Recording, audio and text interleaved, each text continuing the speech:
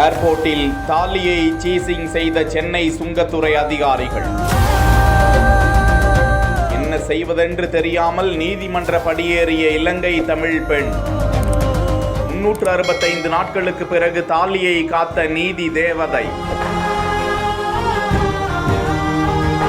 திரும்பி பார்க்க வைத்த செம்ம பின்னணி.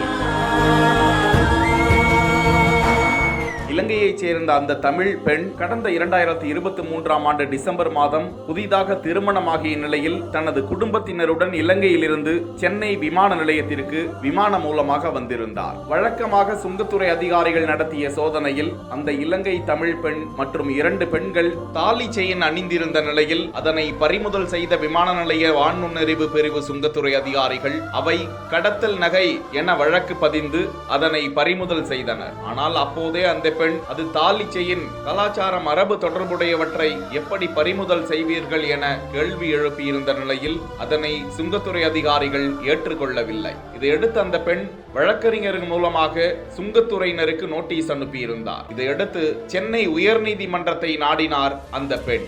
எனது புனிதமான தாலி செயினை கடத்தல் தங்கம் என்று பறிமுதல் செய்யப்பட்டது தவறு. எனவே சுங்கத்துறை பறிமுதல் செய்த தாலி செயினை திரும்ப அளிக்க வேண்டும் என வாதிட்டார். நீதிமன்றத்தில் இந்த வழக்கு ஓராண்டுக்கு மேலாக நடந்து வந்த நிலையில் நீதிமன்றம் அளித்த உத்தரவில் பெண்கள் தாலி செயின் மிக முக்கியமானது, அந்த தாலி செயின் அணிந்து வருவது கடத்தல் அல்ல.